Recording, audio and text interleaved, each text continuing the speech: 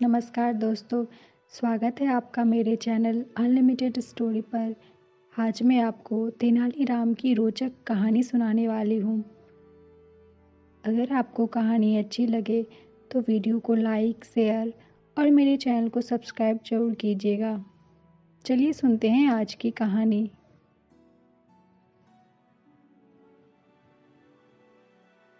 एक बार विजयनगर में ऐसी भीषण गर्मी पड़ी कि नगर के सभी बाग बगीचे सूख गए। नदियों और तालाबों का जल स्तर घट गया।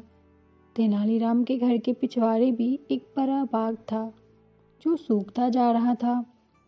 उसके बाग में एक कुआं था, मगर पानी इतना नीचे चला गया था कि 2 बाल्टी जल खींचने में भी नानी याद आ जाए। तेनालीराम को बाग की चिंता सताने लगी।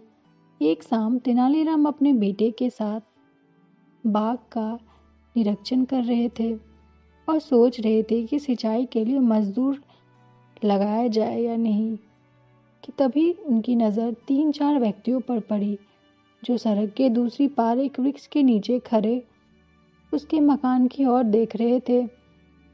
फिर एक दूसरे से इशारे करके वे कुछ कहने भी लगे। तेनालीराम को समझते देर न लगी कि ये धमार है और चोरी करने के इरादे से ही उसके मकान का मुआयना कर रहे हैं। तेनालीराम के मस्तिष्क में बाग की सिंचाई की तुरंत एक युक्ति आ गई। उन्होंने ऊंची आवाज में अपने पुत्र से कहा, बेटे, सूखे के दिन हैं, चोर डाकू बहुत घूम रहे हैं। गहनों और अशर्फियों का वह संदूक घर में रखना ठीक नहीं है। आओ इस संदूक को उठाकर इस कुएं में डाल दे ताकि कोई चुरा न सके। आखिर किसे पता चलेगा कि तेनालीराम का सारा धन इस कुएं में पड़ा है। यह बात तेनालीराम ने इतनी जोर से कही जिससे दूर खड़े चोर भी स्पष्ट सुन ले। अपनी बात कहकर तेनालीराम ने बेटे का हाथ पकड़ा और मकान के भीतर चला गया। मन ही मन वह कह रहा था, आज इन चोरों को ढंग का कुछ काम करने को मौका मिलेगा। अपने बाग की सिंचाई भी हो जाएगी। बाप बेटे ने मिलकर एक संदूक में कंकड़ पत्थर भरे और उसे उठाकर बाहर लाए, फिर कुएं में फेंक दिया। छपाक की तेज आवाज के साथ ट्रंक पानी में चला गया। तेनालीराम फिर ऊंचे स्वर में बोला, अब हमारा धन सुरक्षित है। उधर घर के पिछवाड़े खड़े चोर मन ही मन मुस्कुराए। लोग तो व्यर्थ तेनालीराम को चतुर कहते हैं, यह तो निरा ही मूर्ख है, इतना भी नहीं जानता कि दीवारों के भी कान होते हैं। एक चोर ने अपने साथी से कहा, आओ चले, आज रात इसका सारा खजाना हमारे कब्जे में होगा। तेनालीराम अपने घर में चले गए और चोर अपने रास्ते। रात हुई, चोर आए और अपने काम में जुट गए। वे बाल्टी भर भर कुएं से पानी निकालते और धरती पर उड़ेल देते।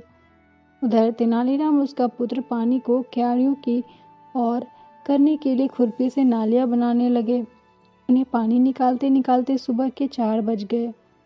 तब कहीं जाकर संदूक का एक कोना दिखाई दिया। बस फिर क्या था, उन्होंने कांटा डालकर संदूक बाहर खींचा और जल्दी से उसे खोला तो यह देखकर हक्के बक्के रह गए कि उसमें पत्थर भरे थे। अब तो चोर सिर पर पैर रखकर भागे कि मूर्ख तो बन ही चुके हैं, अब कहीं पकड़े ना जाएं। दूसरे दिन जब तेनालीराम ने यह बात महाराज को बताई तो वो खूब हंसे और बोले, कभी कभी ऐसा भी होता है कि मेहनत कोई करता है और फल कोई और ही खाता है। तो दोस्तों, ये थी आज की कहानी। धन्यवाद।